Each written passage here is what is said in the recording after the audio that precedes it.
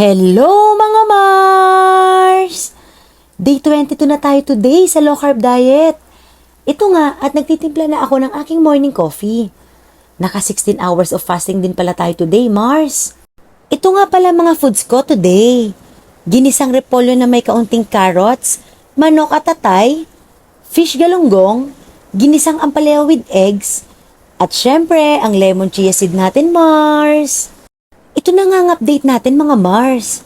Okay naman si Mars at naubos ko din ang milk ko dyan. Sa mga nagtatanong pala Mars kung kumakain ulit ako after nyan, my answer is yes po.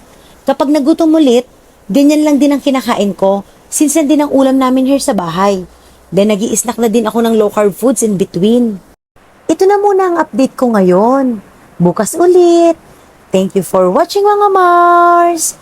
Bye!